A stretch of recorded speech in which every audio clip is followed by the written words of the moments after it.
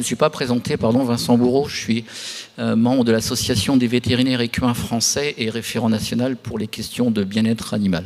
Donc je vais laisser mes amis et amis, eux, se présenter eux-mêmes et je reprendrai la parole juste après.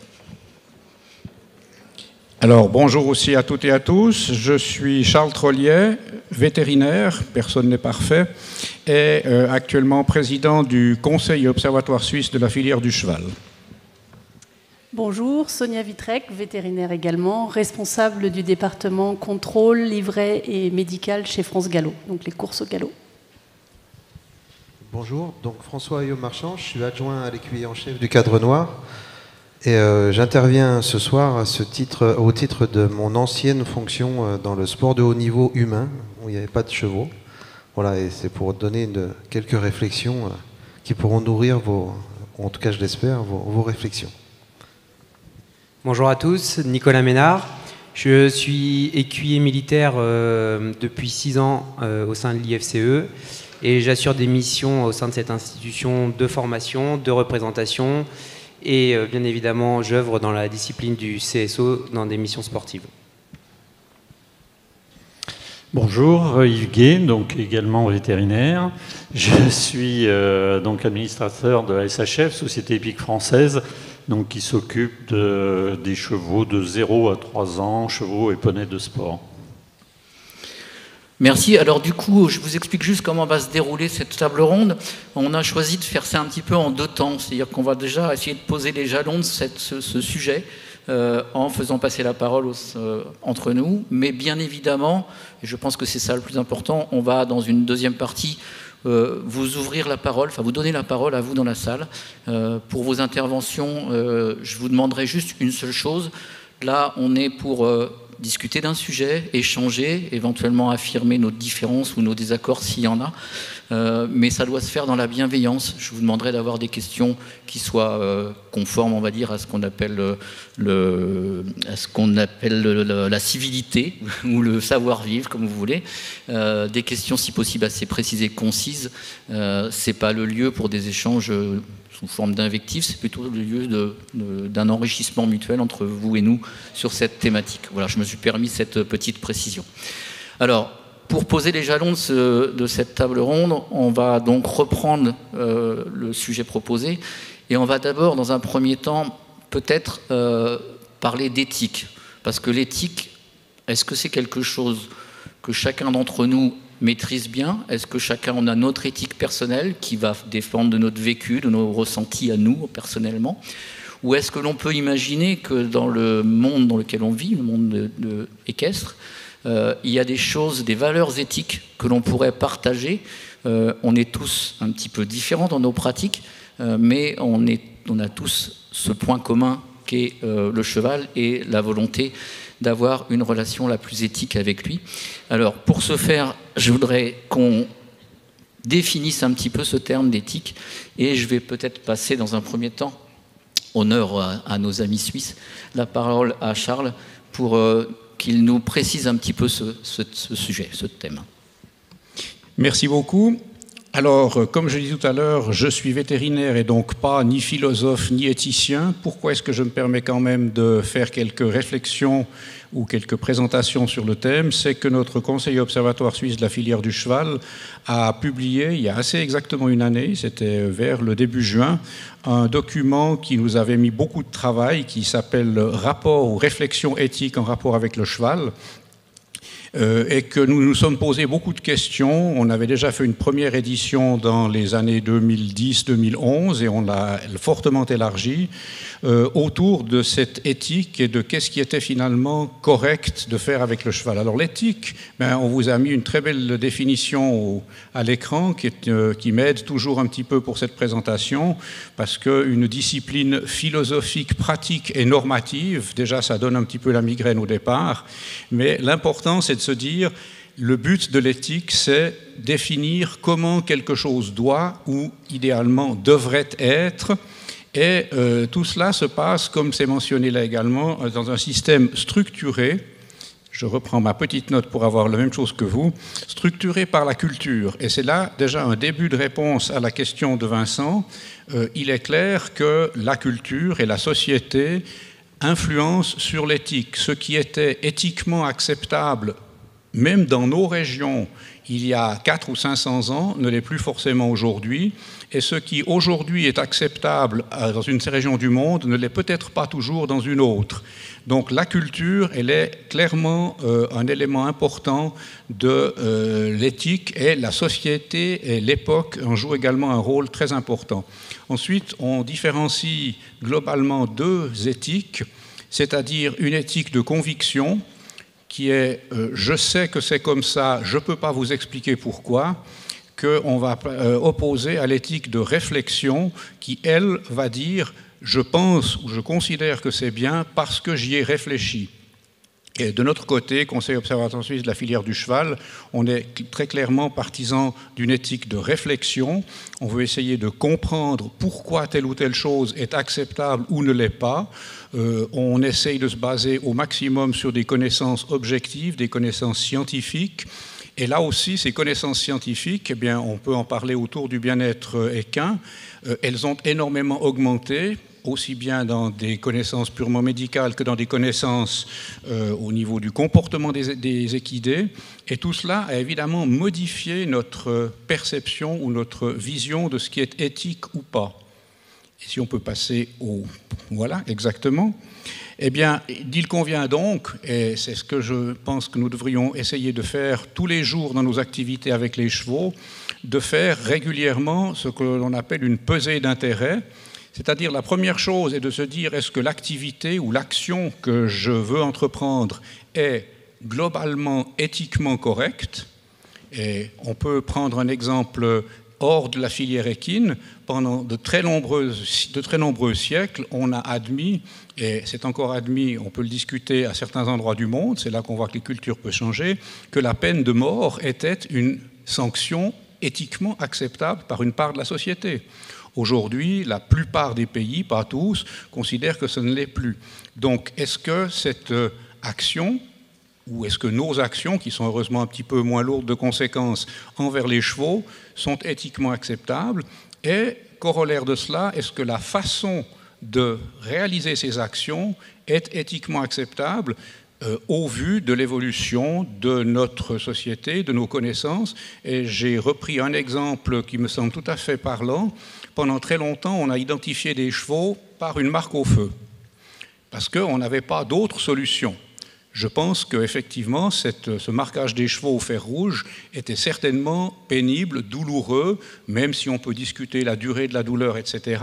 Mais c'était certainement quelque chose qui n'était pas particulièrement agréable pour les chevaux. Aujourd'hui, on peut, au moyen d'un transpondeur, au moyen d'une puce, obtenir le même résultat. Donc on peut obtenir le même résultat avec moins de contraintes pour l'animal, et c'est ce qui devrait en principe, selon nos réflexions, nous amener à poser et à remettre en question et à challenger régulièrement nos activités, nos pratiques, en disant, un, est-ce qu'elles sont éthiquement acceptables, et deux, est-ce qu'il est possible d'obtenir le même résultat avec moins de contraintes? Et je terminerai par ce troisième mot qui est important. La contrainte, elle est là sur tous nos animaux domestiques. Nos animaux domestiques, ils vivent forcément avec certaines contraintes. Nos chevaux, mais aussi que ce soit des animaux plus typiquement de rente comme des bovins, ou à l'inverse des animaux très typiquement de compagnie comme des chiens et des chats, ils n'ont pas une liberté absolue, et ils n'en auront probablement plus jamais par le fait même qu'ils sont domestiqués. Mais ces contraintes, elles peuvent aussi concourir à leur bien-être. Et c'est là que je terminerai en citant une personne qui m'a beaucoup marqué et dont je vous recommande la lecture, Marthe Keeley-Worthington, qui a écrit divers bouquins, entre autres de comportement, mais aussi des bouquins plus philosophiques, puisqu'elle est philosophe, et qui a commencé son petit bouquin qui s'appelle « Sommes-nous cruels avec les chevaux ?» par la réflexion « Qu'est-ce qui nous donne le droit de monter à cheval ?» Et pour la faire courte, la réflexion, elle est de dire, dans la mesure où ce que nous offrons aux chevaux compense ce que nous leur prenons, l'utilisation du cheval, c'est un mot qui a été d'ailleurs évoqué ce matin, c'est le mot utilisation, l'utilisation du cheval est acceptable. Merci beaucoup, Charles, de cet éclairage très instructif. Du coup, cette démarche positive, cette démarche d'équilibre ou de la recherche d'un équilibre, elle s'applique tout à fait bien au thème qui nous rassemble tous aujourd'hui, qui est ce thème du bien-être animal. Alors, je voulais, et bien évidemment, aussi un petit peu repréciser le bien-être animal. Alors il y a une chose qui fait consensus, c'est la définition qui a été donnée par l'ANSES et que vous avez à l'écran, où cette définition elle est assez importante parce que souvent dans la thématique bien-être animal, on met plein de choses qui sont un petit peu différentes. Il y a parfois, on parle simplement de, et on l'a évoqué ce matin avec une excellente conférence de Madame Felga d'ailleurs, que j'ai beaucoup apprécié, de la Sorbonne, là, et c'est vraiment très intéressant de voir qu'il peut y avoir des notions de bien-être animal qui recouvrent ce qu'on disait en latin primum non nocere, c'est-à-dire d'abord ne pas nuire, c'est-à-dire tout ce qu'on doit faire pour que ça soit non pas de la maltraitance mais de la bientraitance, tout ce qu'on peut positivement mettre en œuvre pour faire de la bientraitance.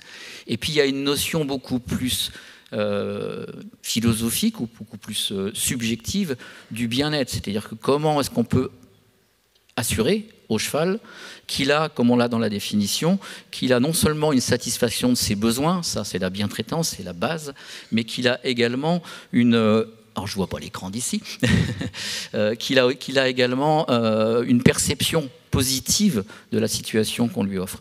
Et ça, c'est toute la problématique. Alors, je voudrais qu'on pose la question à ceux qui sont autour de cette table-là. Qu'est-ce qui, dans leur pratique quotidienne, est mis en œuvre en matière de bientraitance ou en matière d'approche de cet état un peu plus théorique qu'est le bien-être animal? Sonia, peut-être que tu veux commencer? Oui, alors dans le milieu des courses, bon, pour moi l'éthique, je suis d'accord avec la définition, et cela va au-delà, c'est toujours un questionnement permanent sur aussi comment on peut améliorer la condition de vie et de travail entre guillemets, ou de collaboration, si on veut reprendre le bon terme, tout au long de la vie du cheval, donc de la naissance jusqu'à la fin de vie. Donc ça passe par effectivement mettre en place des bonnes pratiques à l'élevage. Donc là je parle pour ce qui concerne les galopeurs, hein, les pur sang. Donc toutes les bonnes pratiques à l'élevage, c'est une réflexion qui est internationale, hein, qui n'est pas seulement franco-française. Hein. On travaille tous autour de la table et on essaye d'appliquer les bonnes règles ou de faire appliquer les bonnes règles à l'élevage, ensuite à l'entraînement sur les courses et pour la reconversion ou la fin de vie des chevaux. Et ça passe par réfléchir à quel règlement on peut mettre en place, quelle réflexion on peut avoir tous collectivement. Donc ce n'est pas seulement les instances qui viennent faire des choses en descendant, c'est aussi écouter les entraîneurs, les éleveurs, et qu'on travaille ensemble pour améliorer au fil du temps les pratiques qui avaient une tradition, mais qu'on doit remettre en question au fur et à mesure de l'avancée des technologies, des progrès. Voilà, donc c'est surtout ça que c'est une réflexion et une avancée collective. Moi, c'est ça que je voulais. Et bien évidemment, il y a des règles, on les suit tous, et puis il y a des questionnements aussi sur le soin. Jusqu'où on s'arrête pour effectivement améliorer la performance, mais pas trop pour pas tomber dans le dopage. Donc tout ça, c'est une question de dosage aussi, et de durée, et de réflexion. Là, on est vraiment au cœur du sujet, au sens où cette recherche de l'amélioration, cette recherche constante de l'amélioration, elle passe bien évidemment par des évolutions réglementaires. Et il y en a eu dans le milieu des courses, bien évidemment, dans toutes les courses. Il y en a eu dans le sport également. Il y en a aussi dans l'élevage. Je ne sais pas si c'est... Enfin, ce que je sais, c'est que ces évolutions réglementaires, elles vont pas s'arrêter demain, elles vont continuer. Effectivement, il y a la pression des lanceurs d'alerte, que sont notamment les associations de protection animale, et qui jouent leur rôle de lanceurs d'alerte très très bien. Il y a le législateur français qui, on l'a vu avec la récente loi sur le bien-être animal, fait monter un petit peu d'un cran le niveau d'exigence en matière de bien-être. Et puis, vous le savez tous, on n'est pas complètement isolé au sein de l'Union européenne, et il y a aussi à venir, et dans un avenir proche, je peux vous le dire sans déflorer le sujet, qu'il y aura des évolutions réglementaires et des directives européennes qui nous feront évoluer sur des sujets comme le transport, l'élevage, la formation, etc. Donc on a toujours cette recherche d'amélioration, et c'est vrai que avoir une démarche progressive, positive, éthique, pour promouvoir le bien-être animal, c'est quelque chose qui, aujourd'hui, n'est pas réversible et qui continuera de nous faire évoluer. Comment on appréhende, cher François, dans le sport humain, comment on appréhende comment on fait cette démarche-là pour essayer d'éviter tout ce qui peut être on ne va pas parler de maltraitance, mais déviance ou mauvaise pratique dans le milieu du sport? On peut parler de maltraitance. Hein. Affirmatif. Il y en a. Voilà. Moi, dans le sport humain, finalement, par analogie, grosso modo, là j'ai la chance de côtoyer des écuyers et des cavaliers, pas mal. Et en fait, ça m'a beaucoup renvoyé au discours que j'entendais chez les entraîneurs, la relation qui existe entre un cavalier et son cheval. C'est plus des réflexions comme ça, avec beaucoup de techniques, beaucoup d'athlétisation, etc. Donc je pose ça comme ça parce que finalement, quand on parle des déviances, effectivement, il y a tout un cadre normatif réglementaire. Effectivement, il existe, il y a des procédures pénales, administratives, juridiques, sportives, etc. Il y en a plein. Il y a beaucoup de cadres. Mais il y a aussi, j'aime bien dans la définition tout à l'heure de l'éthique, c'est le côté pratique. C'est-à-dire comment ça se passe, comment fait-on, qu'est-ce qu'on peut faire pour éviter d'avoir des cas à prendre en charge, finalement, qu'il y en ait moins qui émergent. Et qu'est-ce qui fait qu'ils émergent, en fait? Et dans le sport, en fait, il y a une forme de combat un petit peu de ceux qui pratiquent le sport et de ceux qui le commentent. Parce que le sport, c'est un peu comme la philosophie, tout le monde peut en parler. Voilà, c'est un sujet tout le monde en parle et il y a énormément de commentateurs sportifs. À toutes les Coupes du Monde de foot, il y a 60 millions de sélectionneurs de l'équipe de France de foot, bien sûr, vous le savez, ou 70 peut-être, moins 1, parce que moi j'y connais rien. Et généralement, une fois qu'on a le résultat du match, on est beaucoup plus intelligent. Je ne sais pas si vous avez remarqué. On sait tous ce qu'on aurait dû faire juste avant, bref. Donc en fait, il y a pas mal de mythes. Déjà, la première chose, c'est que la performance, elle n'a pas de morale. Déjà, on associe quelqu'un de performant à quelqu'un de bien. C'est pas vrai. On peut être quelqu'un d'abominable et être champion olympique. J'ai testé pour vous. On peut être hyper performant et en état de mal-être. C'est problématique ça, hein, mais ça existe. Il y a aussi des idées reçues, quand on veut, on peut. Vous savez que la performance, elle est liée à la volonté de réussir. Moi, j'aimerais bien faire l'Everest demain, mais je pense que, même si je le veux très fort, il y a des chances que j'y arrive pas.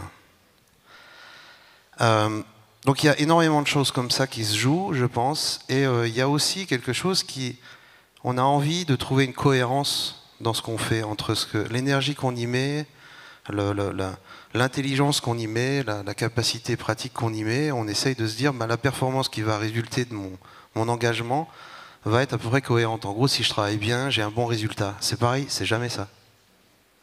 Ça se passe jamais comme prévu. Donc la performance, c'est une création imprévisible, contingente, non reproductible.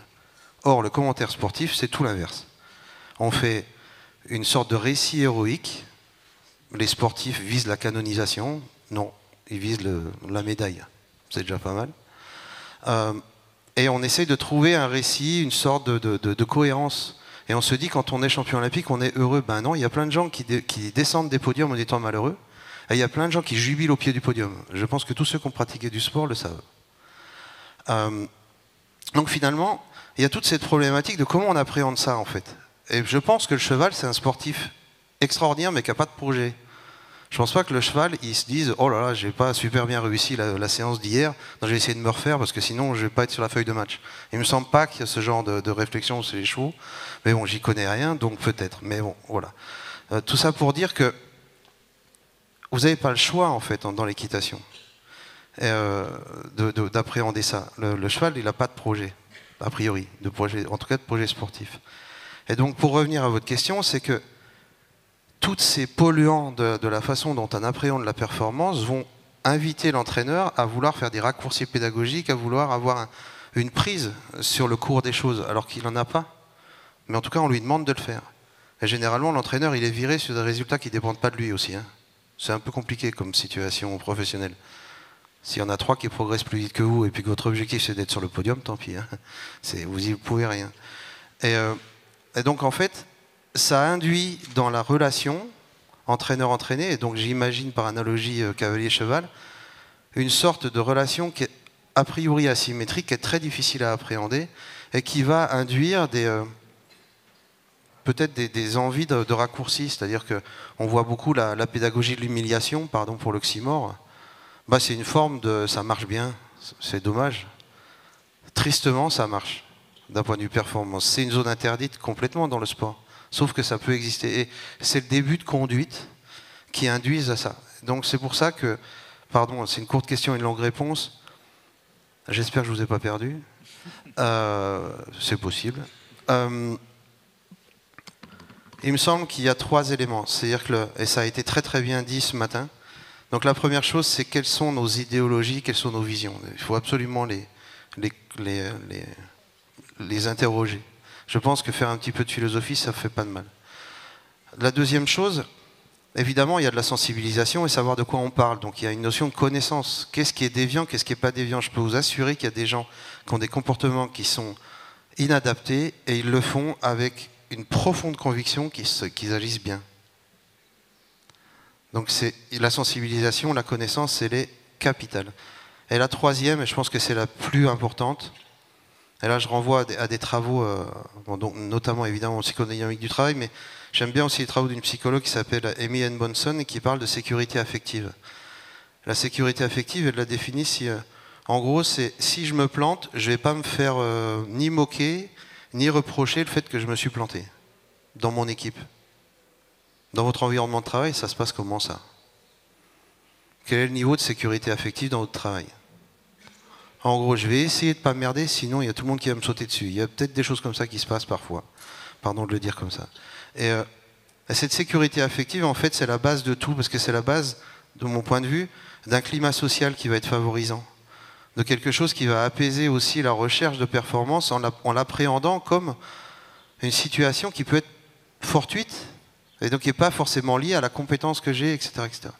Et ça permet aussi une autorégulation. Voilà, c'est le dernier terme que j'ai envie d'apporter ici. Et je crois que c'est ça qui est la clé dans l'accompagnement dans le sport. Oui, il y a des déviants, oui, il y a des personnes qui sont malades, oui, il y a des personnes qui sont maltraitantes, mais dans l'immense majorité de la forêt qui pousse, là, parce que l'arbre qui tombe, il fait toujours plus de bruit, mais dans toute la forêt qui pousse, qui est silencieuse et qui fait un super travail, ben finalement, c'est les accompagner eux aussi pour mieux apprendre à appréhender cette relation. Et la clé, elle est là. Le cadrage réglementaire, il est absolument nécessaire. La procédure, elle est absolument nécessaire parce qu'il y a un pouvoir de dissuasion. Donc elle est absolument inséparable aussi de ce travail sur les collectifs, sur les climats sociaux et sur la sécurité affective. Voilà ce que j'avais envie de dire. Après, on pourra évoquer d'autres sujets plus précis si vous voulez. Merci. Donc si l'éthique était un animal à 3 pattes, on dirait qu'il y aurait le savoir, il y aurait réfléchir à ses objectifs et puis cette capacité de s'autocontrôler, et c'est ça qui permet d'atteindre la performance quelque part. J'aimerais peut-être avoir l'avis, puisque là on est en plein au cœur du sujet, il faut un sportif qui est performant, qui est soucieux du bien-être de son animal, et c'est une des conditions sine qua non de cette performance. Donc j'aurais voulu, Nicolas, avoir ton sentiment, et alors dans ton domaine, et puis peut-être qu'éventuellement on pourra élargir à d'autres domaines, sur la façon dont toi tu arrives à obtenir une coopération de l'animal qui n'est pas obtenue par la contrainte, bien évidemment. Alors, c'est sûr, moi je vais pouvoir vous faire partager mon expérience de cavalier. C'est sûr que, en tout cas pour ma part, je pense que c'est impossible de pouvoir imaginer recevoir l'adhésion d'un cheval par la contrainte ou par la coercition. Vraiment, je pense que pour moi, le travail d'un cheval, il est beaucoup plus psychologique que physique. C'est-à-dire que la base de travail, pour moi, ça doit être la persuasion. La persuasion, le cheval, on va chercher à persuader au quotidien notre cheval de faire ce qu'on lui demande d'effectuer. Et cette persuasion-là, elle va passer par l'adhésion et par la compréhension. Mais la compréhension, on ne peut pas obtenir la compréhension d'un cheval par la contrainte. Donc ça va être notre force de persuasion. Qu'est-ce que j'appelle la force de persuasion? En fin de compte, c'est nos aides et notre technique de travail qui vont permettre au cheval de comprendre et puis d'adhérer à un projet. Un projet, bien évidemment, qui sera commun. C'est-à-dire que c'est pareil, c'est inconcevable de penser que le cavalier a un projet et, en se disant que son cheval va juste le suivre par obligation. Donc il faut que ce soit vraiment un projet commun. En tout cas, c'est comme ça que je vois la chose. Et plus on monte dans la sphère du haut niveau, et plus plus évidemment les efforts, les contraintes entre guillemets sont importantes, et plus justement cette force de persuasion et d'adhésion du cheval va être effective, en fait, doit être effective. Alors,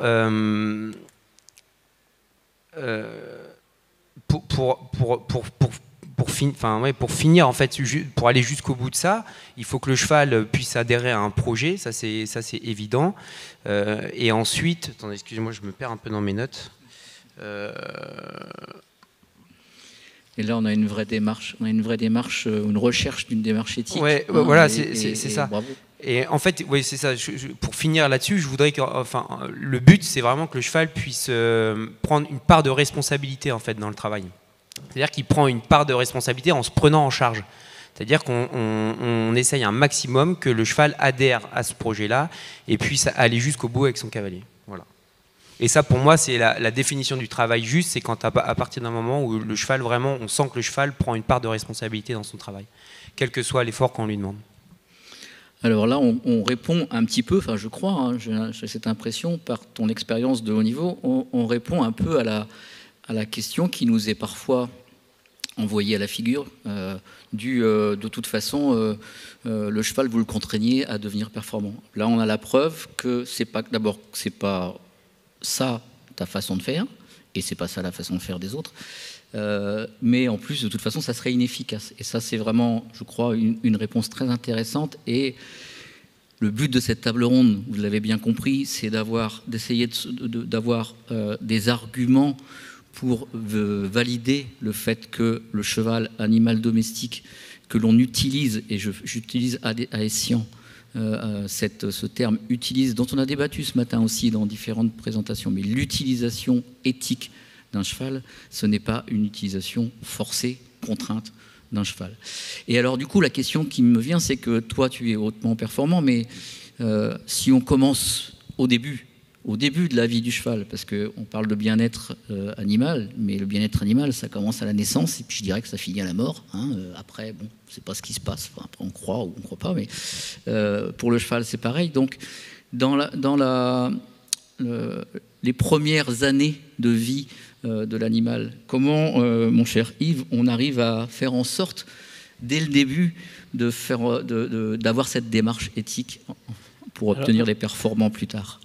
Alors oui, c'est vraiment le fondement de notre activité. C'est-à-dire que la SHF, elle s'occupe de 0 à 6 ans, donc en gros de la maternelle au bac. Et on essaye d'encadrer l'éducation du jeune cheval le mieux possible pour respecter son développement physiologique, mental, et de le faire de façon très progressive.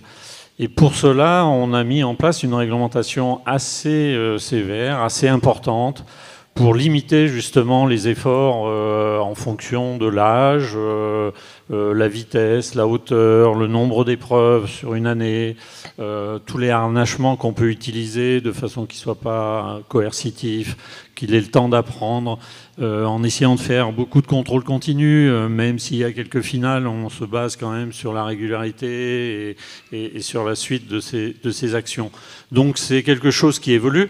Et ça, c'était important de le dire, c'est qu'il n'y a rien de figé, qu'on évolue avec les techniques, qu'on évolue avec les animaux qu'on a de plus en plus performants. Mais il faut un petit peu encadrer les entraîneurs, effectivement, parce qu'ils ont vraiment envie d'avoir les meilleurs le plus vite possible. Il y a un aspect commercial qui existe.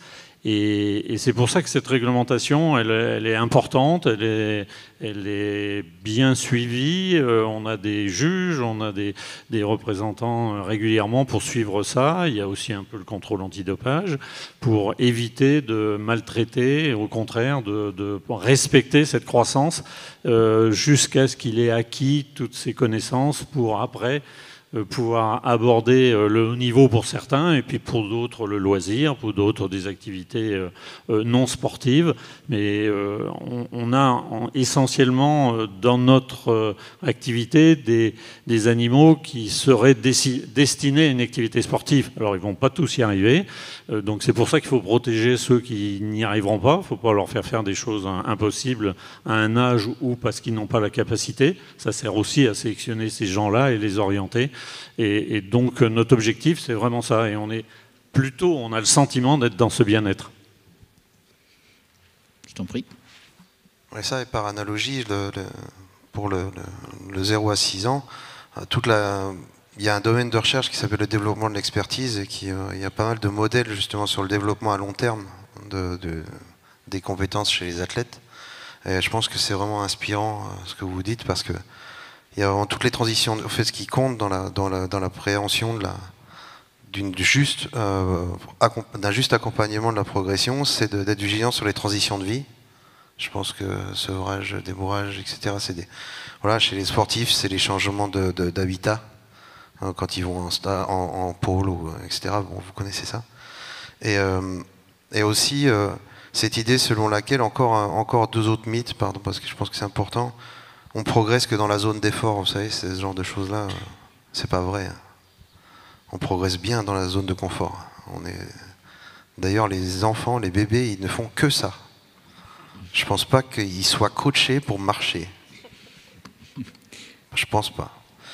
Enfin, j'ai essayé avec les miens, ça marche pas. Deuxième chose, le progrès, c'est un dépassement de soi. C'est pas vrai. Personne ne se dépasse soi-même. Ça existe dans les films de science-fiction. C'est Star Trek, ça. C'est pas la vraie vie. On déplace nos limites. On les dépasse pas. On les dépasse jamais.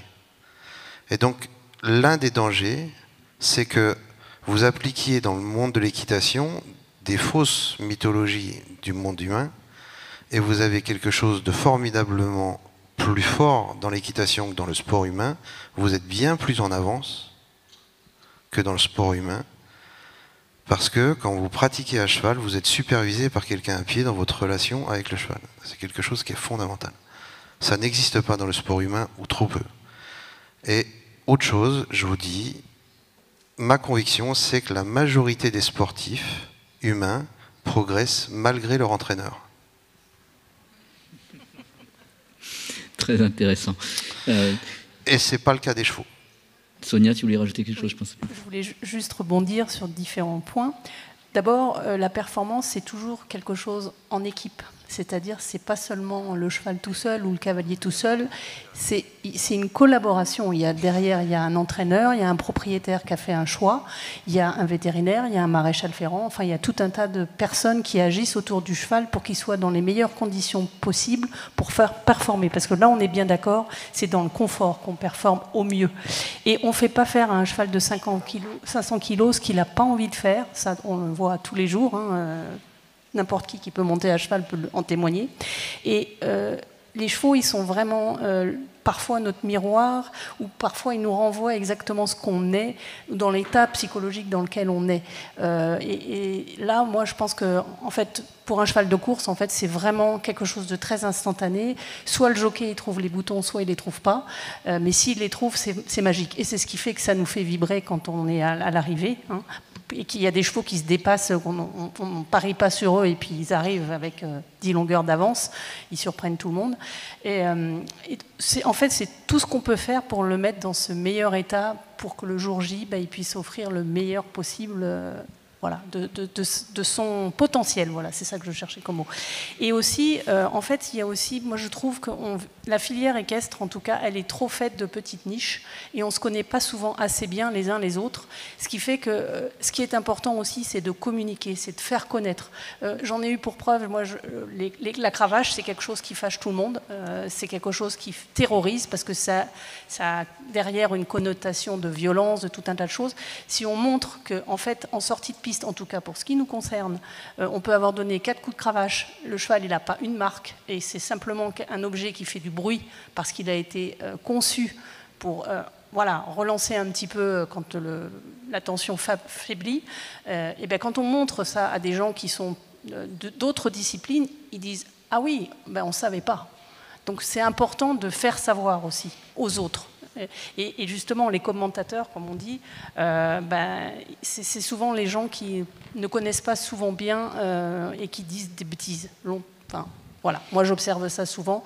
Donc si on peut reprendre la main sur la communication, expliquer ce qu'on fait et qu'on essaie d'être le plus éthique possible, on aura réussi quelque chose. Donc développer les connaissances, c'est peut-être beaucoup plus utile que de... Enfin, ça devrait être un préalable aux évolutions réglementaires qui ne sont pas inutiles, mais qui sont la conséquence de l'amélioration des connaissances.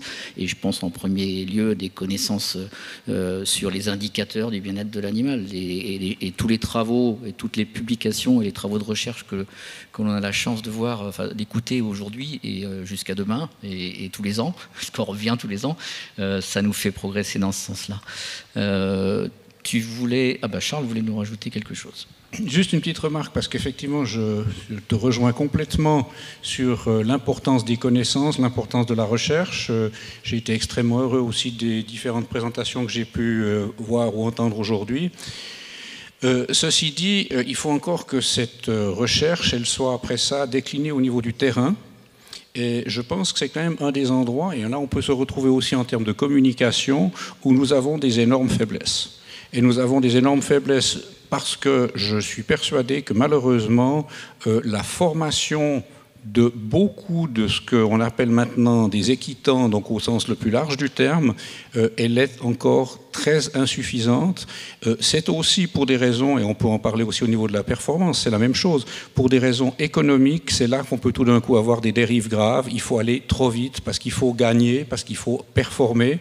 Ça peut amener à des abus de chevaux uniquement dans la vitesse de formation, et ça on l'a entendu le livre tout à l'heure, effectivement le programme des jeunes chevaux, c'est quelque chose qu'il faut surveiller de très très près, parce que je comprends l'éleveur qui veut vendre son cheval, et si possible avec des résultats, et faire croire qu'à 6 ans, il ira déjà au championnat d'Europe pour être au jeu à 8.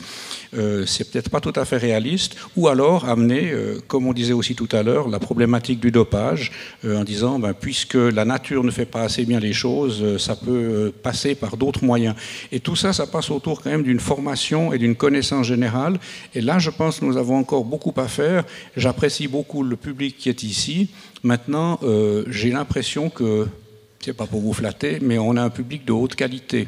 Est-ce que nous pourrions avoir peut-être plus de gens, entre guillemets, de la base ici, ou de nos multiplicateurs, des formateurs, des maîtres d'équitation ou des enseignants, comme on veut les appeler, prêts à, après ça, transférer ces connaissances à tous les participants de la filière?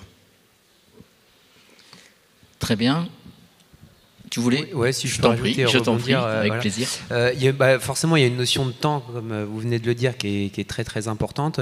On a, dans l'organisation de notre institution, on a vraiment la chance justement de pouvoir faire ça, puisqu'on n'a pas de but lucratif sur les chevaux. Donc ça, pour nous, c'est vraiment quelque chose de confortable en tant que cavalier, et c'est-à-dire qu'un cheval qui doit redoubler une classe, ça pose aucun problème. La deuxième particularité aussi de notre institution, c'est la possibilité donnée à nos chevaux de se réorienter. On a la chance d'avoir une multiplicité de missions qui est quand même très diverse. Et même quand on achète un cheval entre 2 et 4 ans, si on voit au fur et à mesure de son apprentissage qu'il ne fait pas l'affaire dans le domaine dans lequel on l'a orienté, le gala, la formation avec nos élèves nous permet de réorienter ces chevaux-là sur différentes disciplines. Voilà. Et ça, du coup, ça permet quand même de respecter l'intégrité maximum du cheval.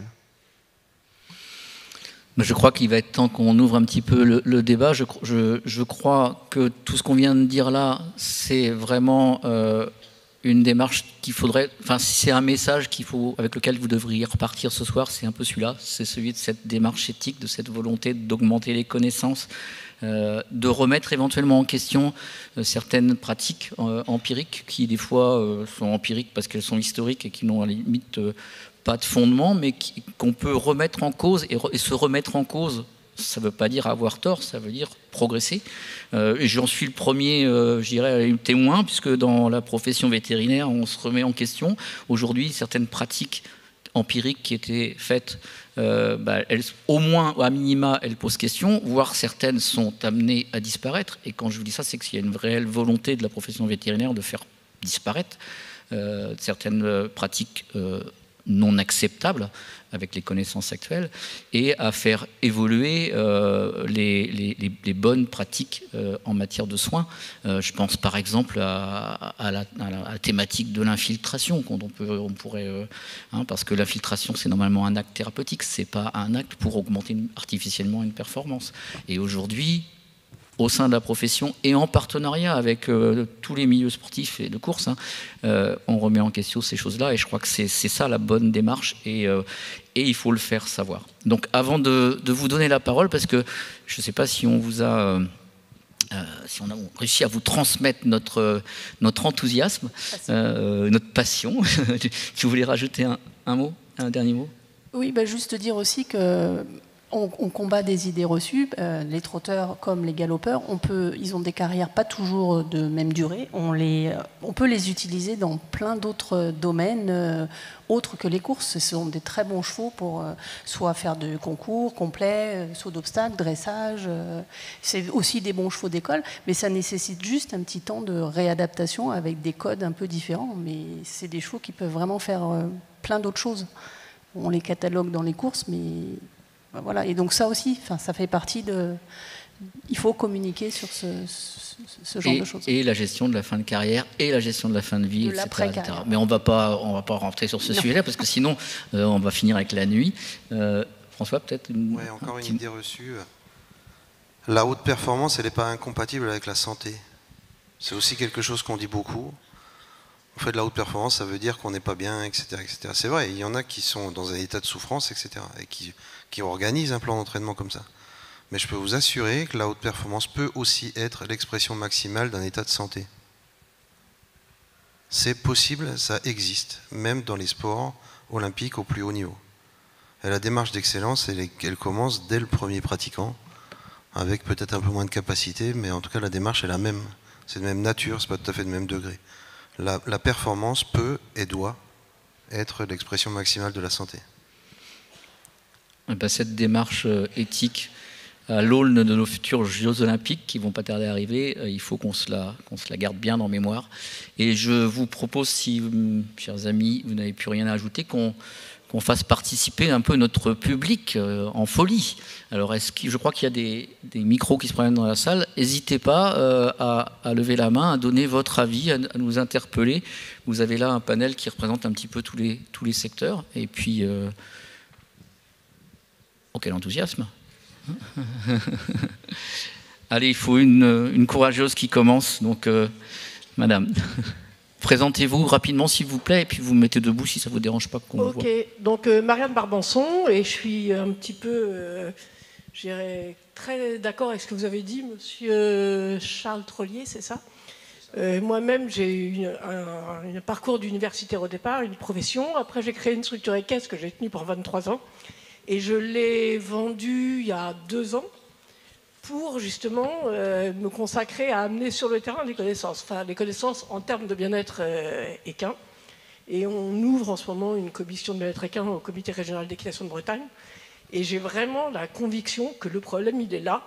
C'est-à-dire cette impossibilité des informations qui sont faites notamment par l'IFCE, mais par d'autres scientifiques, à arriver sur le terrain avec des gens qui sont... forcément le nez dans le guidon, parce qu'on n'a pas le temps, on n'a pas l'argent, on n'a pas la capacité à se remettre en question et tout ça. Donc je pense qu'il manque énormément de relais entre le niveau des études et le terrain des gens des structures équestres et autres. Je ne connais pas les autres milieux, moi c'est les structures équestres que je connais bien, et qui sont qui n'ont pas de recul, mais qui sont quand même, je le vois un peu tous les jours, ils sont prêts à entendre des choses, mais ils n'ont pas le temps en fait. Il faut vraiment aller vers eux. Voilà. Alors, juste une réponse partielle. Je pense que dans le milieu des centres équestres, donc des structures comme le groupement hippique national ou autres œuvrent dans ce sens.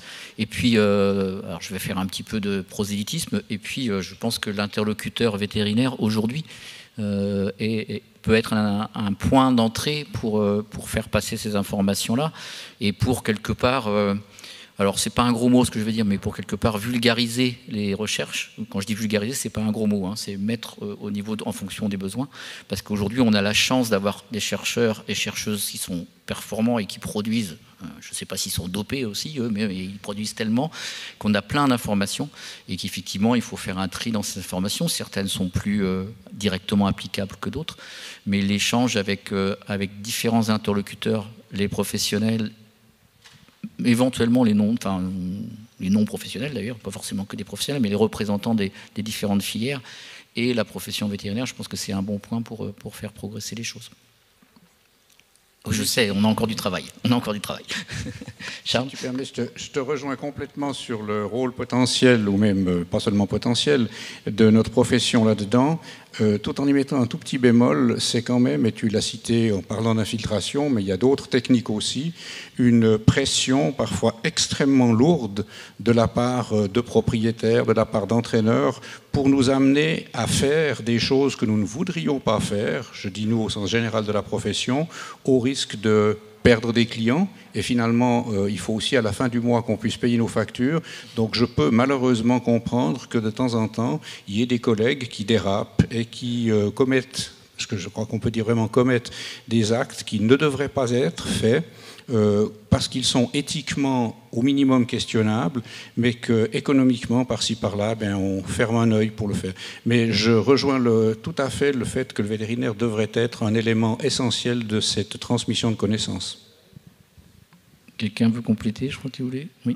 Oui, juste un petit mot, c'est que l'intérêt économique est quand même important dans ces structures. Enfin, moi, je suis plutôt pas en course, mais ça doit être un peu pareil, et qui motive quand même. Ils ont besoin de finir leur fin de mois. Hein. Je m'écarte du vétérinaire, donc il leur faut un peu de performance, il leur faut un peu de.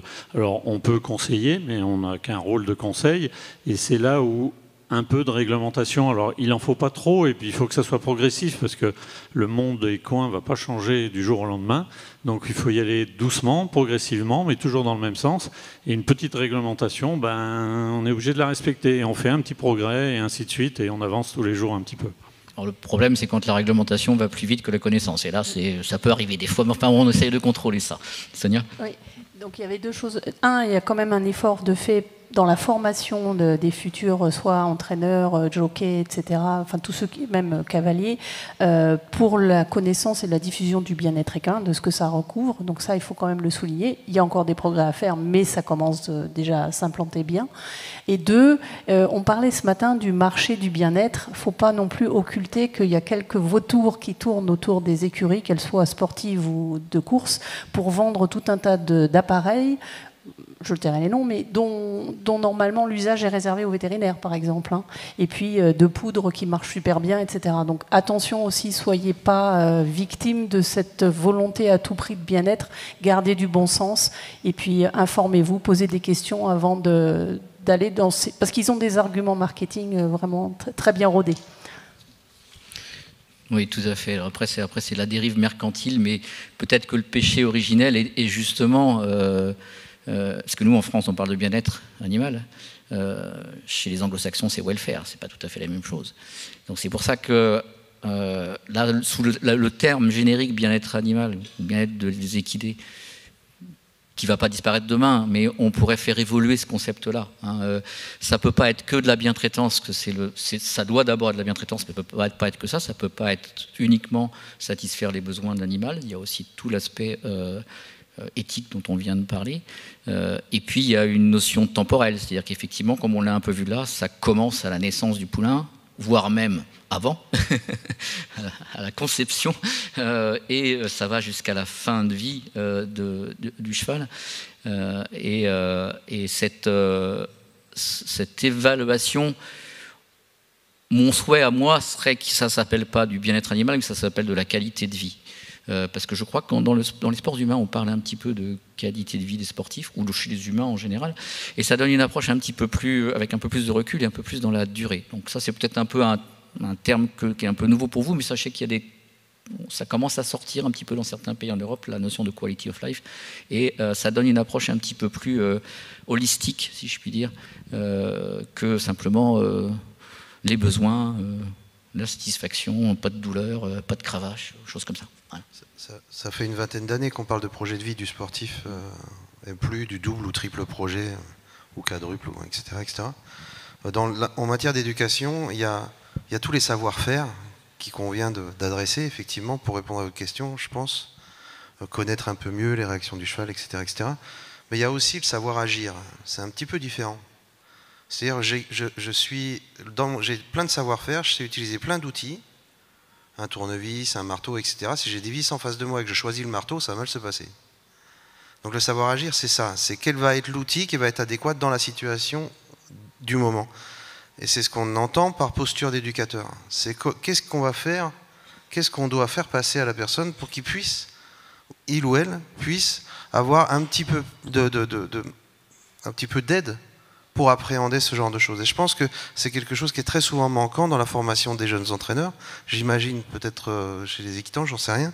Mais en tout cas, ce qui me semble être important, c'est ça. C'est-à-dire que l'un ne va pas sans l'autre. C'est-à-dire, bien sûr, il y a tous les savoir-faire et les connaissances scientifiques explicites, mais il y a aussi tout le tacite.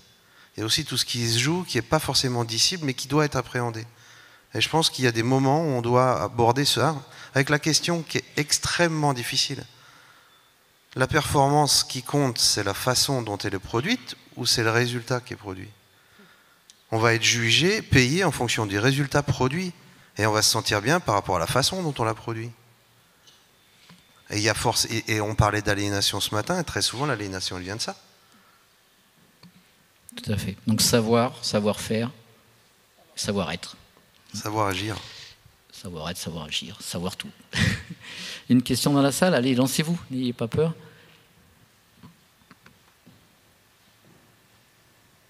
Bonjour, Alexandra Méliard, je suis comportementaliste et je suis spécialisée dans les chevaux en soins et dans les chevaux en mal-être. Moi, j'avais une question qui n'a pas été, me semble, abordée. C'est, en fait, on parle des chevaux, là.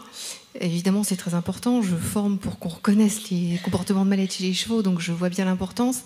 Mais dans l'éducation, moi, il y a quelque chose qui me semble aussi très important, c'est de proposer aux propriétaires, aux cavaliers, aux professionnels qui s'en occupent, d'être lui-même en bien-être. Parce qu'on aura beau former les gens à reconnaître les comportements ou à agir de telle ou telle façon, s'ils sont sous pression parce qu'ils sont pressés, parce que ils sont, entre guillemets, maltraités dans leurs conditions de travail, derrière, ça va être très difficile pour eux de bien traiter le cheval. Parce que voilà, il y a des études très claires sur les humains qui l'ont montré. Quand on n'est pas bien, on ne peut pas bien traiter les autres.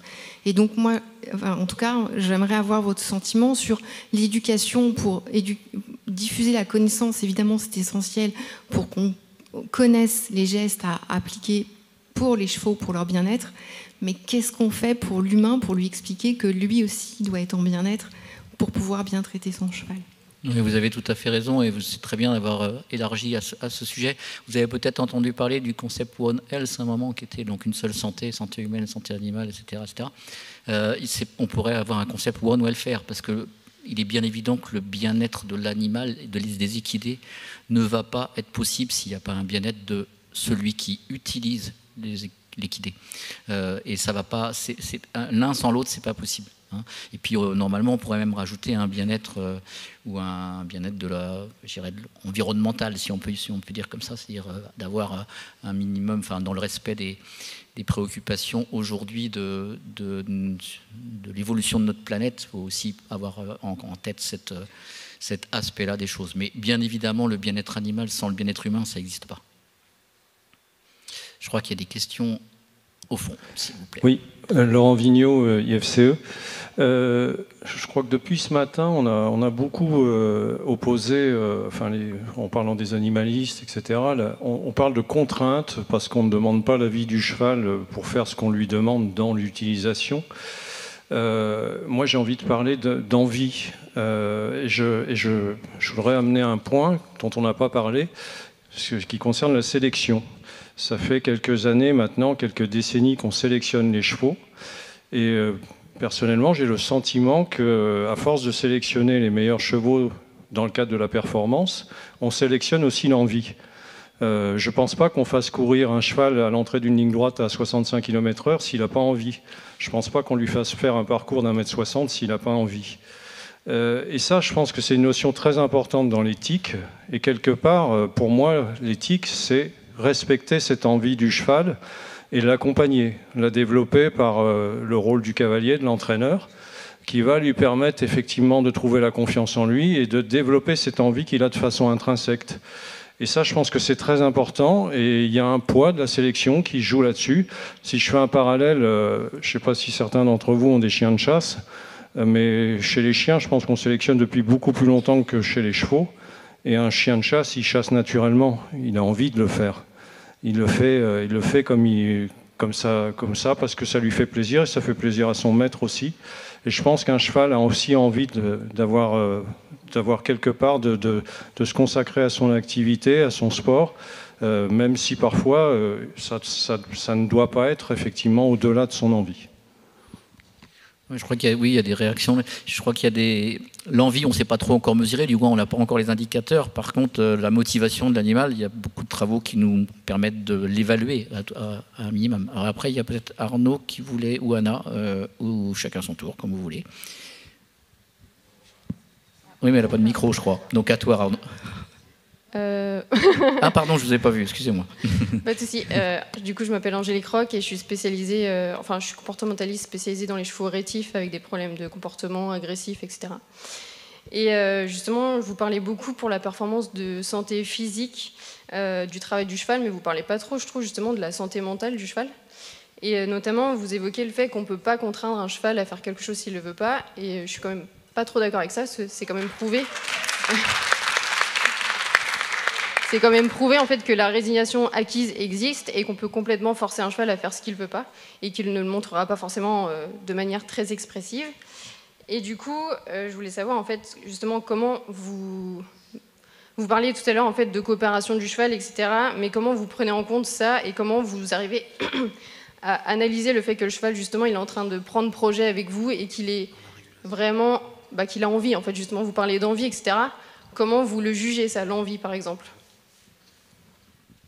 Je te laisse répondre si tu veux. Ouais, alors moi, en fait, les chevaux, c'est ma vie. C'est ma vie, donc l'écurie, les chevaux que je monte au quotidien, déjà, c'est un travail de longue haleine, c'est-à-dire que ça s'inscrit sur la durée. Donc, on pourrait presque comparer ça à une famille. Donc, quand vous parlez de... J'ai du mal à comprendre comment vous arrivez à décrire le mal-être d'un cheval, bien évidemment qu'on l'aperçoit. Parce que l'équitation... On est dans un sport de sensation, c'est un sport sensoriel. Donc il y a plein d'émotions qu'on perçoit en tant que cavalier, sans même parler d'indicateurs visuels, c'est-à-dire les oreilles en arrière, la morsure, le cheval abattu dans son box. Sans ça, il y a des choses quand vous montez dessus, en tout cas moi c'est mon quotidien, quand je monte mon premier cheval de la journée, je sais déjà dans quel état d'esprit il est. Alors, pour les humains, je sais que des fois, quand on fait des réunions, on fait des petits checks de comment ça s'est passé la veille, comment tu te sens aujourd'hui, tu as bien dormi. Ça, c'est implicite pour nous. Mais en tout cas, ça fonctionne. Et je pense que je reste persuadé que tout ce qu'on fait faire à nos chevaux, on le fait par coopération. Notamment, alors dans le sport de haut niveau encore plus, mais même à moindre mesure, par exemple pour le travail des sauteurs, qui est un travail de codification bien précise. Hein, tout ce qui est apparenté par exemple à la cravache, c'est vraiment la codification de la cravache, c'est-à-dire que c'est le cheval qui rejoint la cravache et c'est non pas la cravache qui vient au cheval, et que ce soit pour une courbette ou pour une croupade. Donc ça, c'est une codification. Bien évidemment qu'il y a un travail de longue haleine derrière ça, de compréhension, comme je l'ai dit tout à l'heure, d'adhésion derrière. Et ça, par contre, ça se fait pas, c'est sûr, en une journée. Là où on peut éventuellement tomber dans les déviances, c'est quand on veut du résultat rapidement. Par contre, un cheval qui, encore une fois, comme monsieur l'a dit tout à l'heure, saute un parcours à 1m60 ou galope pendant 10 minutes à 550 mètres minutes sur le cross, s'il n'a pas envie de sauter le dernier obstacle, il ne le sautera pas. Hein. Enfin, ça c'est... C'est pas le cas des chevaux. Ah, Arnaud, tu voulais rajouter quelque chose? Oui, alors je suis Arnaud Boiteau, écuyer au Cadre Noir aussi, comme Nicolas. Et je suis assez d'accord avec vous, ça peut paraître bizarre, quand vous dites qu'on peut forcer un cheval à faire ce qu'il n'a pas envie de faire. Je pense aussi.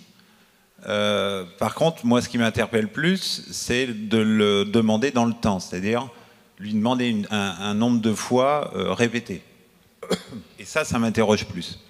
Donc, la place du bien-être de l'animal ou du cheval dans tout ça, pour moi, elle est facteur de performance, mais de performance pérenne. C'est-à-dire que la répétition de la performance est en jeu. Et je connais quand même assez peu de cavaliers qui n'acceptent pas que tout ça dure. Voilà, je le vois plus sous cet angle-là. Donc, la coercition peut marcher, mais de manière ponctuelle, mais pas dans le temps. Parce que dans tous les cas, si on répète la coercition et si on a un comportement oppressant et trop directif sur le cheval, à terme, l'impact sur le physique et sur le mental finira par être contre-productif et donc inintéressant. Pendant que j'ai le micro, et parce que peut-être j'y reviendrai pas, moi je fais du concours complet, j'ai fait du complet jusqu'au niveau olympique, et c'est une discipline qui est évidemment en proie à certaines critiques sur justement la notion de bien-être. Et je voulais dire que il y a énormément d'efforts qui sont faits au niveau réglementaire, au niveau de l'encadrement, au niveau même de la conception des obstacles de cross qui maintenant sont de moins en moins fixes puisqu'on a des obstacles cassables, qui vont dans le sens évidemment de la préservation des chevaux et des hommes. Les conditions d'entraînement des chevaux de complet me semblent non seulement acceptables, mais presque enviables, parce que je reste persuadé qu'un cheval prend un certain plaisir à galoper vite, à sauter un certain nombre d'obstacles, et que la variété de l'entraînement en fait un facteur supplémentaire d'acceptabilité dès lors qu'on a accepté de monter sur le dos d'un cheval. Donc le complet représente ou présente des contraintes pour les chevaux, oui. Notre rôle de cavalier entraîneur, parce qu'on est les deux, c'est de le former suffisamment bien physiquement, mentalement pour faire ça dans les meilleures conditions possibles et être performant. Et savoir répéter. Donc je pense sincèrement qu'on peut parfois pécher par manque de communication, mais pas de ce qui se fait mal, mais plutôt de ce qui se fait de bien. Et moi j'ai un certain nombre d'exemples d'écuries très performantes au plus haut niveau, dont le souci quotidien est le bien-être des chevaux. Sincèrement, c'est pas un discours de quelqu'un qui a envie de défendre a priori sa discipline, mais c'est vraiment le cas. C'est vraiment le cas. Merci Arnaud. Bien-être et performance dans la durée et pas sur un one-shot. C'est vraiment la vraie distinction qui peut être faite par rapport à la contrainte. Sonia ? Oui, je pense aussi que les chevaux rétifs, c'est justement ceux qui n'acceptent pas de collaborer. Pour X raisons, ça peut être parce qu'ils ne sont pas bien traités ou parce que le dialogue cavalier-cheval ne s'est pas bien instauré. Et je dirais c'est presque comme des animaux qui ne sont pas bien psychologiquement et physiquement. C'est certainement la résultante des deux. Et ce qui est assez surprenant, c'est que souvent des chevaux qui ne performent pas bien avec un entraîneur, vous les changez d'entraîneur, il se passe quelque chose, on ne peut pas toujours définir qu'est-ce qui a changé pour eux, mais ils se sentent du coup mieux, et d'un seul coup, un cheval qui n'avançait plus, vous le retrouvez, et ça, des histoires comme ça, dans n'importe quelle discipline, il y en a tout le temps. Et donc vous devez être si vous rééduquez, c'est bien que ça existe, la possibilité de changer. Sinon, ça voudrait dire qu'un cheval rétif, il est à vie et que sa fin, c'est la mort, qu'on ne peut plus l'utiliser. Or, c'est faux. On sait qu'on peut. C'est une question de langage. Peut-être qu'il n'a pas rencontré la bonne personne, ou le cheval ne s'est pas exprimé de la bonne façon avec telle personne, et avec telle autre, ça va se passer autrement.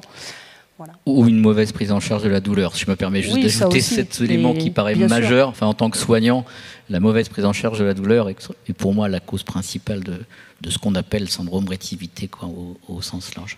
Mais venez voir une sortie de chevaux le matin, vous allez voir que si c'était la contrainte, on travaille très peu sur la bouche avec un cheval de course. Hein. En fait, c'est pour ça que c'est difficile après de les réadapter à une équitation classique. C'est que c'est l'inverse, c'est que le cheval vient prendre appui sur le mors pour avoir de la vitesse. Donc, si on les contraignait, on n'aurait pas de travail. Or, quand vous les voyez à la queue leu-leu ou se mettre les uns à côté des autres, vous voyez bien qu'il y a un jeu, il y a quelque chose qui s'instaure.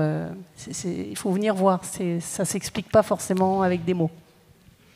Alors, ceci dit, vous avez tout à fait raison sur le fait d'insister sur l'importance en matière de sémiologie, en matière de signes, des troubles comportementaux qui sont bien antérieurs à d'autres symptômes. Ça, c'est sûr que la modification des comportements de l'animal, c'est sans doute les signes les plus précoces d'un problème. Alors après, ce problème, il peut être multifactoriel et on n'a pas toujours la réponse simplement en observant, mais il faut commencer par ça. Tu voulais rajouter quelque chose ? Oui, juste un petit mot, parce que c'est effectivement quelque chose de très important. Il n'est pas toujours facile à aborder.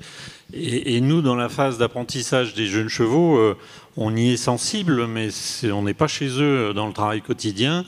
Donc on est assez sensible à ça. Un petit exemple notamment, c'est par exemple quand on fait sauter des 3 ans en liberté, tout seul, on a des exclusions, parce qu'on trouve que le cheval va trop vite, a peur, saute trop, et on se permet de sortir cet animal du concours parce qu'on trouve qu'il a un comportement anormal.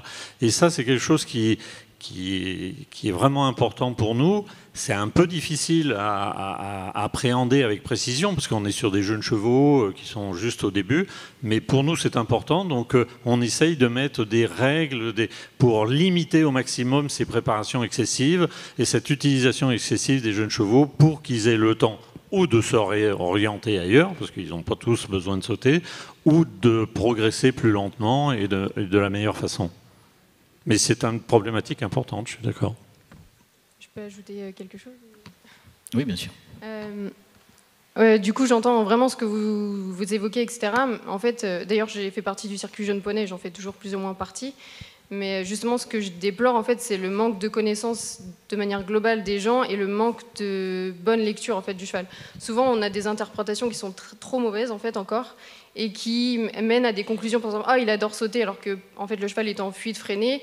Et c'est ça, en fait, qui est problématique aujourd'hui, c'est qu'on a des mauvaises traductions des comportements qui font croire que le cheval a envie, qui font croire que le cheval est conciliant, etc., alors que parfois c'est faux. Et c'est pour ça en fait que j'évoque cette partie-là, parce que je trouve qu'elle n'est pas assez évoquée dans le milieu du sport, justement. Et pareil, vous parlez, je trouve, beaucoup de chevaux, ok, il n'est pas destiné pour cette discipline, du coup on va le reconvertir. Et en fait, du coup, ça me questionne, parce qu'à chaque fois vous parlez d'utilité d'un cheval comme si c'était un objet et pas un athlète au final. Ça veut dire que c'est pas une raquette de tennis, en fait, un cheval, je trouve. Donc pourquoi il a forcément une utilité ? Donc il peut plus être compétiteur. Donc on va tondeuse à gazon, c'est une utilité. Hein. Accompagner un autre cheval dans un pré, c'est une utilité, mais c'est pas l'utilité auquel on pensait le destiner. Alors le mot utilité est peut-être pas bien choisi, mais il faut le réorienter et pas forcément vers le sport. C'est par rapport à la sélection en reproduction. Oui, bien sûr. C'est tout. Pourquoi on les sélectionne pour une performance, mais ils sont capables de faire autre chose après. La jeune chercheuse de la Sorbonne, elle avait vraiment trouvé son mot là. Effectivement, utilisation, c'est pas nécessairement un gros mot. L'utilitarisme peut-être un peu, philosophiquement, après, mais l'utilisation, non. Faut pas oublier d'où on vient ou d'où le cheval vient, parce que le cheval, au départ, c'est un animal de travail, c'est un animal utile pour l'attraction, pour les travaux agricoles, pour des choses comme ça. À la base, ils ont été élevés ou pour la guerre, pour ça.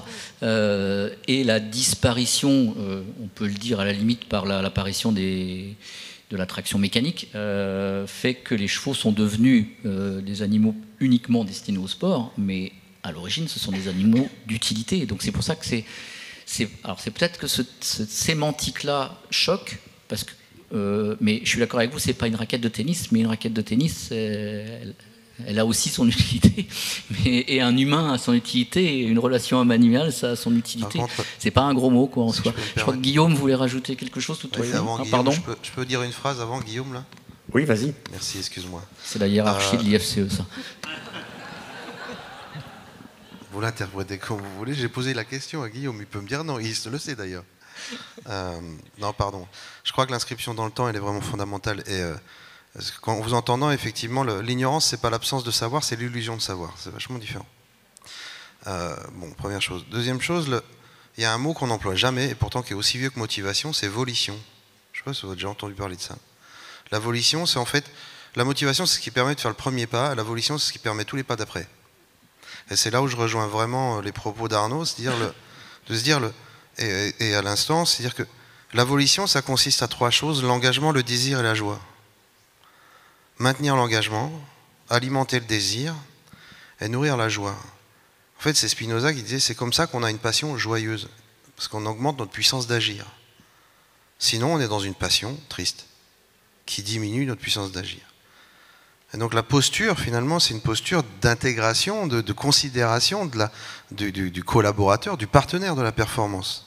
C'est pour ça que je voulais parler juste avant toi, Guillaume, parce que je pense que la notion de partenariat qui t'est chère, je pense qu'elle est vraiment, fondamentale.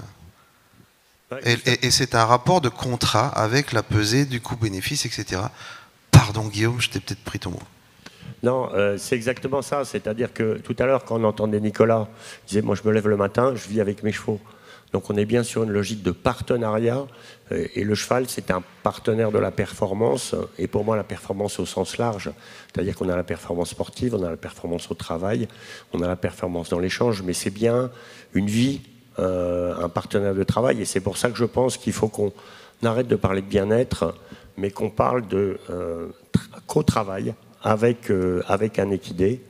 Et ce co-travail, il passe par, bien sûr, l'amélioration de la qualité de vie au travail, la diminution des risques psychosociaux, la diminution des risques des troubles musculo-squelettiques. C'est un partenaire de travail.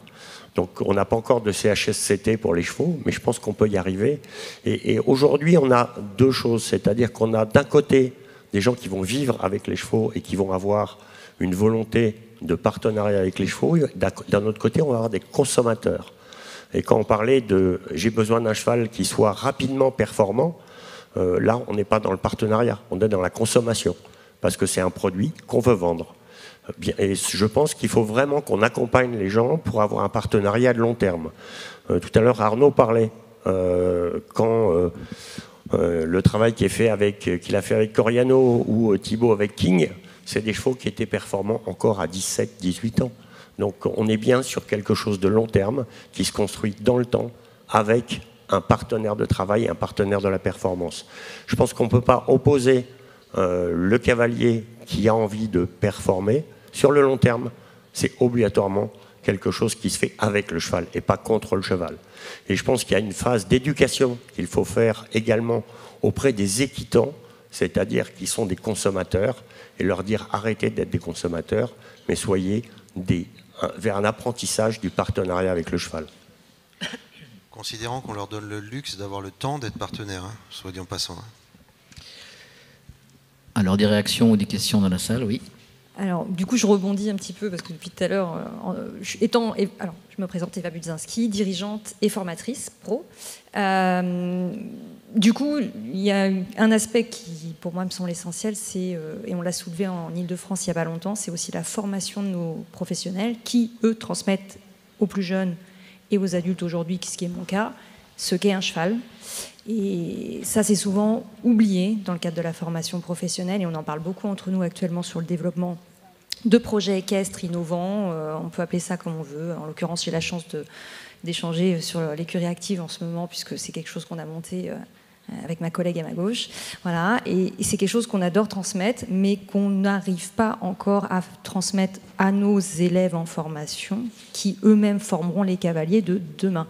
Donc, je pense que l'IFCE là-dessus, et je suis un pur produit saumurois, donc je défends à 100% la boutique, il n'y a pas de sujet, mais je pense qu'il faut qu'on avance aussi là-dessus, c'est-à-dire quid de la transmission à nos professionnels de demain pour qu'eux-mêmes transmettent à nos cavaliers, hommes de chevaux et femmes de chevaux de demain. Voilà. Merci pour cette réaction très intéressante. Élise. Après, je crois qu'il y avait d'autres mains de levées. Oui, là. Ah oui, pardon. Élise Lachambre. Du coup, je rebondis sur ce sujet parce que c'était mon idée aussi.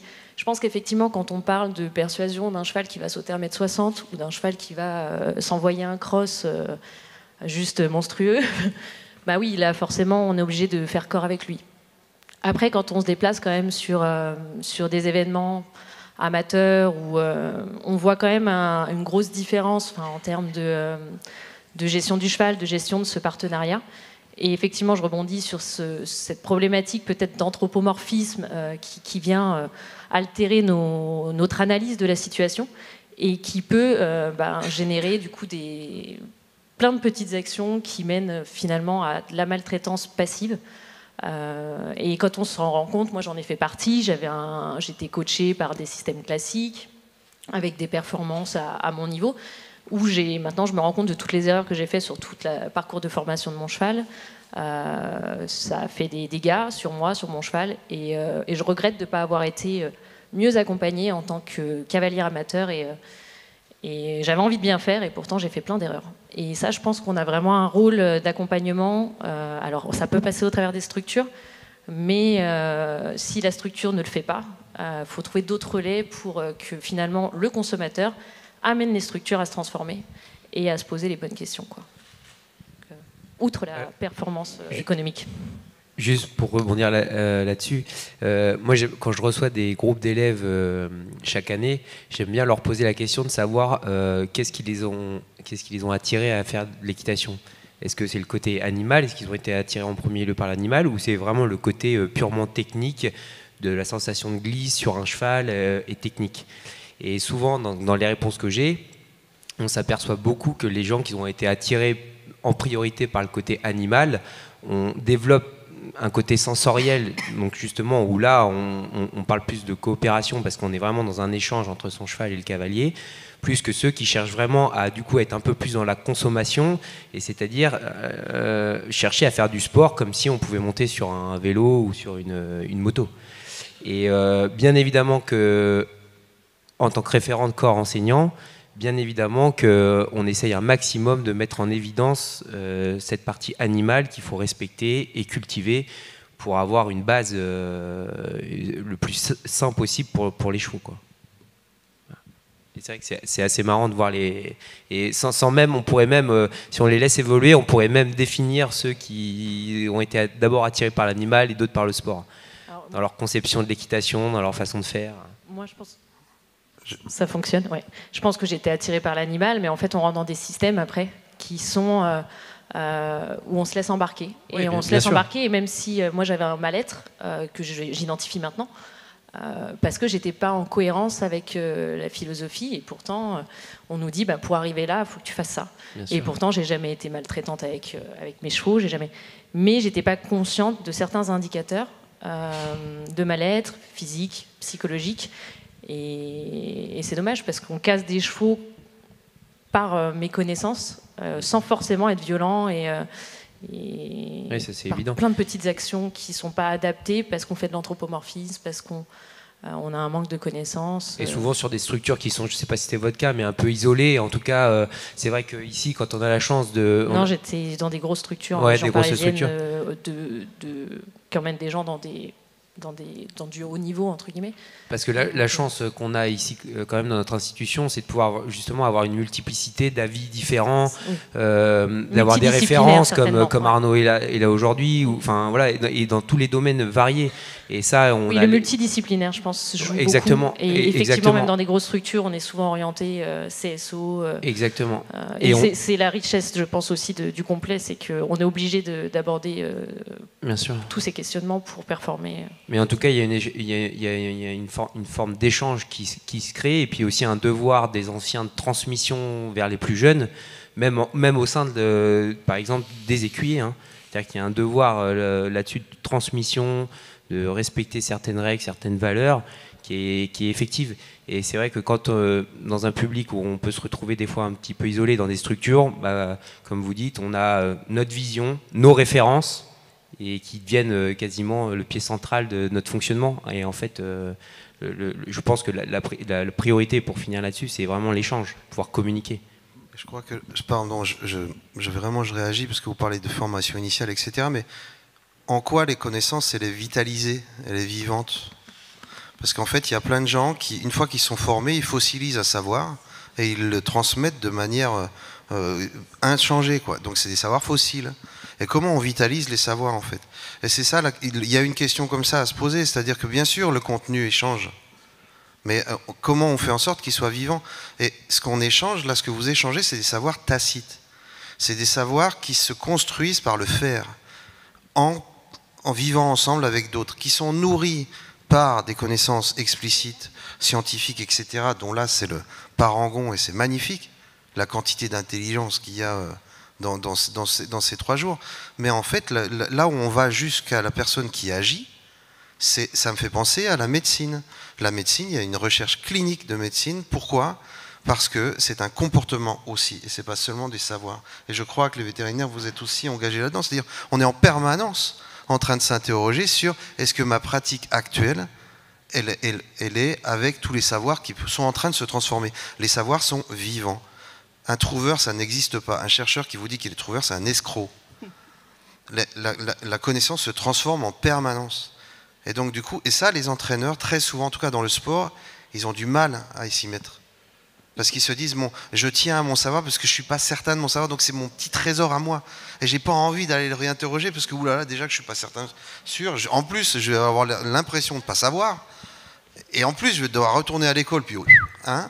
Et voilà, il y a quand même tout ça qui, à mon avis, est confronté. Le savoir est vivant. Comment le vitalisez-vous? Et c'est la formation continue aussi. Il faut toujours se remettre en question, savoir si on est update dans les connaissances. Parce que les choses évoluent tout le temps. Donc il faut vraiment, c'est ça, c'est une remise en question tout le temps. Enfin... Et quand un père dit, tiens, ça m'interroge ce que tu viens de faire, la plupart du temps, lui dit, mais pourquoi tu te mêles? Alors qu'on devrait lui dire merci. Même si c'est une question qui, a priori, est dérangeante.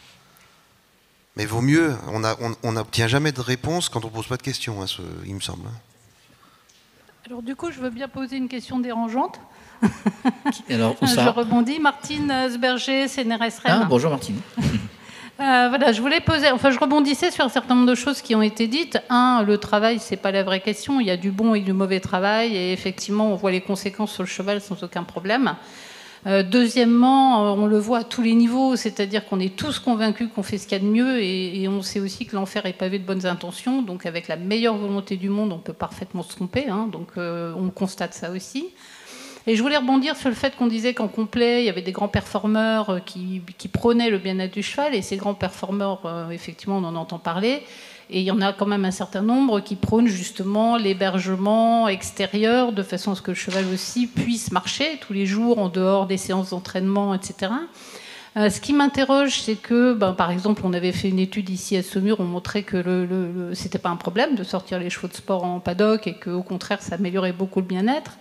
Mais le constat actuel, malgré cette étude qui a été diffusée, ça fait déjà plusieurs années, et aussi les discours de ces performeurs qui sont des médaillés olympiques, qui ont mis leurs chevaux dehors et qui ont osé le faire, on constate quand même une grande inertie dans le domaine du sport, où les chevaux restent quand même en majorité en boxe individuelle, alors que toutes les études scientifiques, pour le coup, convergent pour montrer que c'est un hébergement qui n'est absolument pas approprié d'un point de vue du bien-être. Mais on peut aussi se poser la question du point de vue physiologique, puisqu'en fait, ça viendrait à l'idée d'aucun sportif humain de rester enfermé dans sa chambre en dehors des séances d'entraînement. Donc je me pose la question de comment aller au-delà, puisque là on disait quand on est isolé dans une petite structure, mais en fait il y a des grosses structures qui ne bougent pas. Et malgré toutes les évidences qui, année après année, s'accumulent et qui vont toutes dans le même sens, ça n'a pas beaucoup bougé, et je voulais savoir comment vous voyez les choses pour un prochain avenir, qu'est-ce qui pourrait être fait, si on n'a pas les surfaces suffisantes, est-ce qu'il ne faut pas réduire le nombre de chevaux?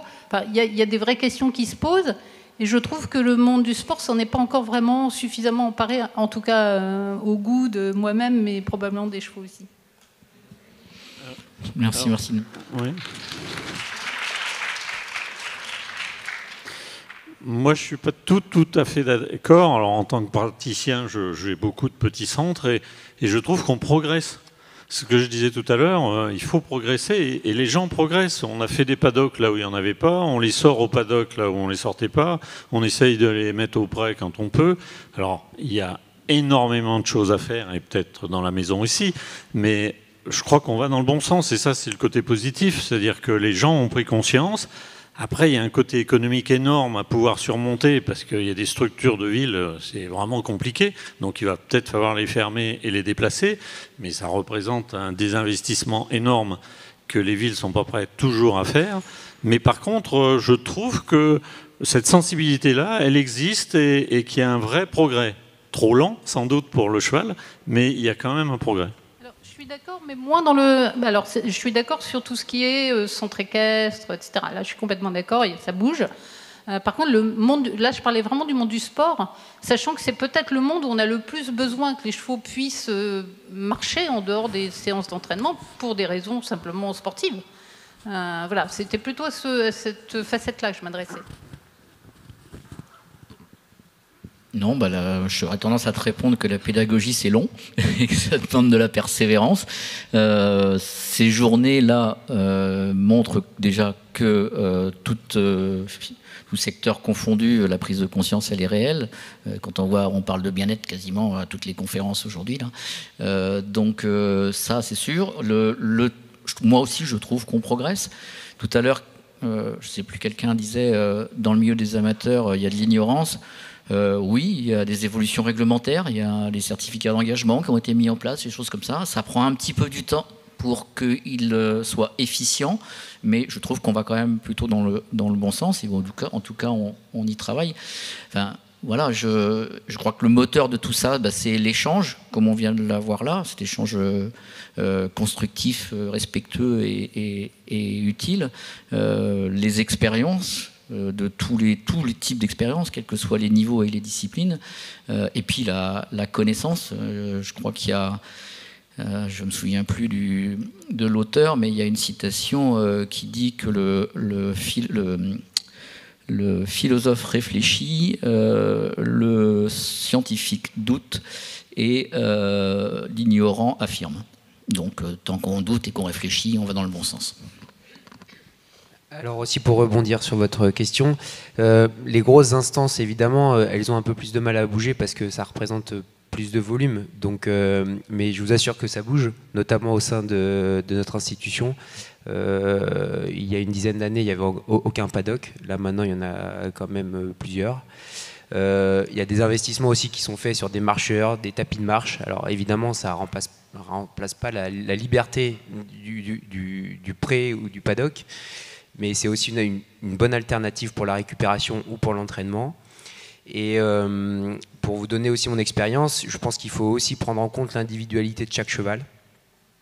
Et qu'effectivement, il y a des chevaux qui ont besoin d'être au pré tous les jours, toute la journée. Par contre, il y en a d'autres, que ce soit par leur couleur de peau. Je sais que par exemple, dans mon piquet de chevaux, moi j'ai un cheval gris que je mets en phase de repos tous les ans et qui ne supporte pas la vie extérieure parce qu'il se fait manger par les insectes. L'hiver, c'est parce qu'il rentre avec des crevasses. Enfin voilà, donc je pense qu'il y a une individualité quand même à prendre